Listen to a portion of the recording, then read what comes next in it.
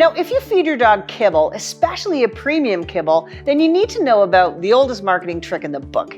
Let's talk about ingredient splitting and how it fools dog owners into thinking that the food that they buy is better than it is. Let's get started. And remember, hit that bell so you'll be notified when I talk about the next dirty trick.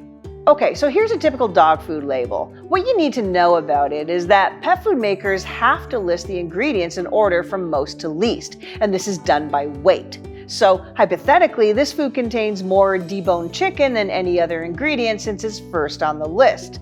Now that seems simple enough, right? But it breaks down in a very crappy way as soon as you call one food more than one name. Let me show you.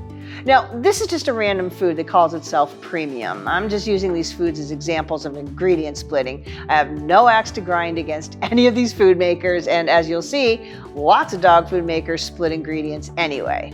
Okay, so this food calls out what's inside the bag: salmon, flaxseed, apples, carrots, and cranberries, and chicory root. That seems pretty good. But if I look at the ingredients, they'll tell a different story. Look here, the number 2 ingredient by weight is oatmeal, and then there's potatoes, and then after that, there's whole oats. Now, come on, there's little nutritional difference between oatmeal and whole oats. And I'll tell you, AAFCO has no problem with dog food makers calling common foods anything they want. Now, I don't want to say why this food chooses to split these ingredients up, but if you add the weight of the oats and oatmeal up together, it's quite possible that there would be more oats than salmon. And then the first ingredient in this food would be oats, not salmon. And people would probably be less likely to buy it. So you could say that hypothetically, this is a marketing trick to get people to buy a food that's not quite what it seems to be. But of course, I'm not saying that. I'm just pointing out that there are 2 nearly identical ingredients on this label, and I doubt this is done because dog owners want to know if the oats in their dog's food are whole oats or oatmeal. Honestly, they just want to see meat as the first ingredients, and this is what we've been taught. Now, if I want to see if a dog food maker is trying to hide the actual amount of meat in the food, I've got another trick up my sleeve. I look at how much carbohydrate is in the food. Now, calories can only come from 3 sources aside from alcohol, which I hope isn't in your dog food. Calories can only come from protein, fat, and carbohydrate. That's it. But pet food makers only tell you the amount of protein and fat. And you have to do some fancy math to guess how much carbohydrate is in the food. And if you want to know how to do that, then just check out this video here and in the description below.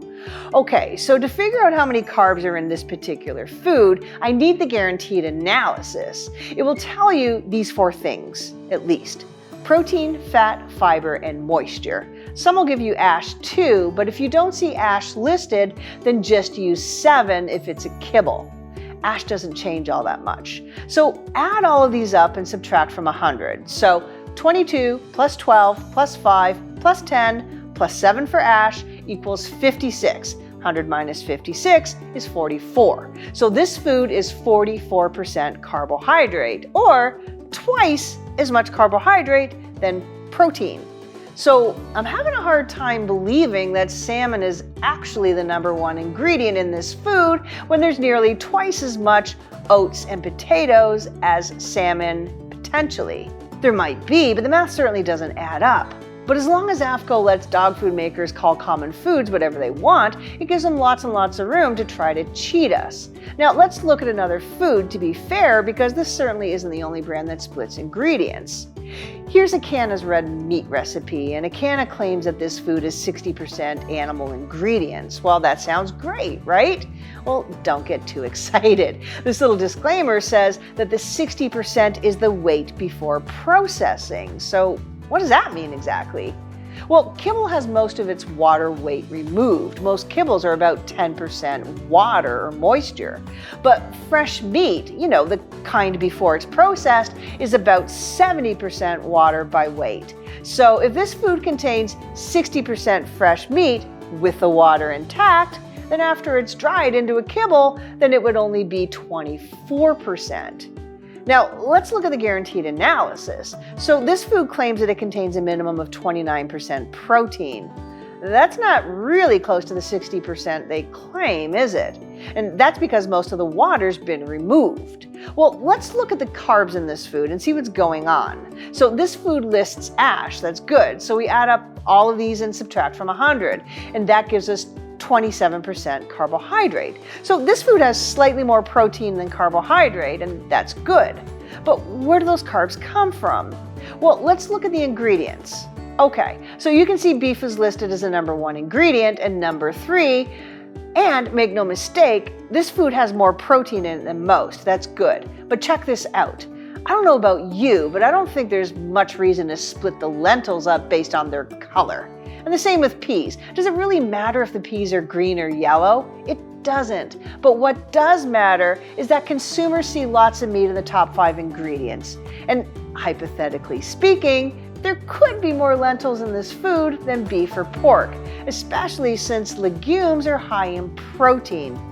Hypothetically, of course. Now look, I'm not saying that pet food makers lie to you, but ingredient splitting certainly allows them to if they want to. So if you don't want to do complicated math and try to figure out just how much of any ingredient is in a food, or if the food is what it claims to be, then you might just want to pass on foods that use ingredient splitting. Now, if you want to learn more about dog foods, leave a comment below and let me know what you'd like to know more about. And if you like this video, please like it, share it, and subscribe. Thanks for watching.